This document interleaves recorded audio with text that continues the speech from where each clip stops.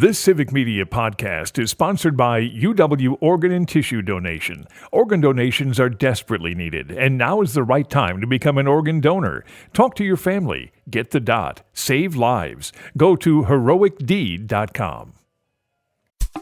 This is your WLAK Daily News Roundup for Lake Air, 107.5 FM and 1260 AM in Amory.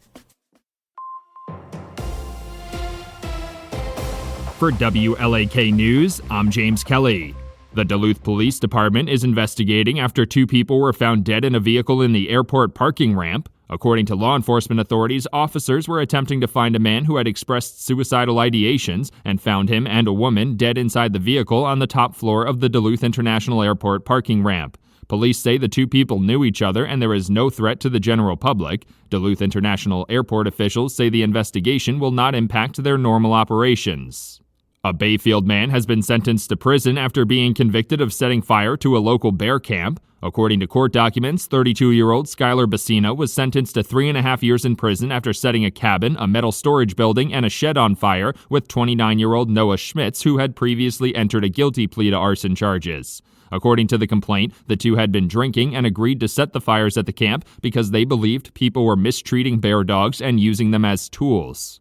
Wisconsin Governor Tony Evers has announced $2 million in grant funding through the Housing and Economic Development Authority. According to a press release, $2 million in grant funding will be distributed to 52 organizations across the state, including a handful in Bayfield, Polk, Eau Claire, and Dunn counties. The goal of the grant funding is to help those organizations improve emergency shelters, transitional housing, and low-income housing to ensure all residents have access to safe and affordable housing.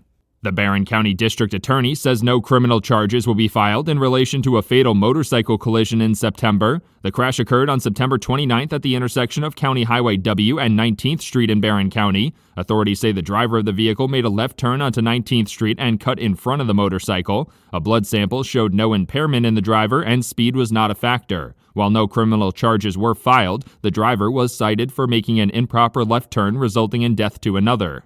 Wisconsin Governor Tony Evers and the Department of Workforce Development have announced a seventh consecutive month of record-high employment. According to a press release, Wisconsin's labor force grew by about 7,200 over the month of November to surpass the previous record high set in October. Workforce officials say the state's unemployment rate has remained steady at just under 3%, staying below the national unemployment rate of 4.2%. The unemployment data is tracked by the U.S. Bureau of Labor Statistics. Wisconsin travel officials are expecting a busy and possibly record-breaking holiday season. A AAA survey estimated that nearly 2.5 million Wisconsin residents will be traveling at least 50 miles during the busiest travel season of the year, which would break last year's record high by about 75,000 travelers. With the added travel and freezing conditions on the roadways, officials are warning residents to drive carefully, account for additional travel time, and give themselves some extra space from other vehicles on the road. The Rice Lake City Council has placed a time frame on a project to turn a former nursing home in the downtown area into affordable housing. The council approved an amendment to the development agreement requiring Movin' Out, the Madison company overseeing the project, to present quarterly progress reports and assume ownership and demolition of the site after 5 years from the start date of construction. Movin' Out officials say the delays are related to legal hurdles and due diligence in pursuing tax credits for low-income housing. A number of Superior residents have seen a drastic increase in their property taxes following a citywide assessment of property values. According to Mayor Jim Payne, the assessments and additional local funding for schools are the driving factors behind the increase. In total, Superior residents are facing an over $3.5 million increase in their property tax burden. Mayor Payne also assured residents that this property tax increase is a one-time thing under inconvenient circumstances, and he does not expect another big hike in the near future. Wisconsin Governor Tony Evers has announced the launch of a new rebate program with the Public Service Commission. According to a press release, the Home Electrification and Appliance Rebate will provide instant discounts for low and moderate income households to install energy-efficient appliances. Officials say the program will help lower the cost of those appliances upfront and help struggling families reduce their energy bills long-term. The program received nearly $75 million in funding from the Inflation Reduction Act. The Wisconsin Department of Health Services is reporting a growing positivity rate for neurovirus cases. According to health officials, the highly contagious virus had a positive test rate of about 19% through the last week of November. That total was nearly 10% higher than the positive rate at the beginning of November. The University of Wisconsin-Eau Claire campus had also reported an outbreak of the virus during that time frame. The virus is commonly referred to as the stomach flu, and symptoms could include vomiting and diarrhea. For WLAK News, I'm James Kelly. Bucks in Cleveland. Hi, I'm Mike Clemens with sports. After winning the NBA Cup, the Milwaukee Bucks are on the road tonight against the team with the best record in the Eastern Conference, the Cleveland Cavaliers. The Bucks are 14-11 after the break. The Cavaliers in first place at 23-4. 3 former Bucks players named nominees to the Basketball Hall of Fame. Marcus Johnson, Terry Cummings, and John McLaughlin, and Coach Doc Rivers also named a nominee. College basketball, the Badgers go back to work this weekend at the Kohl Center. They will host a Horizon League team, the Detroit Mercy Titans, at 1 o'clock Sunday afternoon. NFL, Packers practicing in the snow. There's a chance for some flurries Monday night when they host the Saints. Running back Josh Jacobs says he likes games in the snow. I like the game just because, cold games, snow games, because defenders don't really want to hit. It kind of make them make decisions. You got to kind of make a business decision at times, and it's easier for me because I'm going to make you have to make that decision. That's Packers running back Josh Jacobs. With sports, I'm Mike Clemens.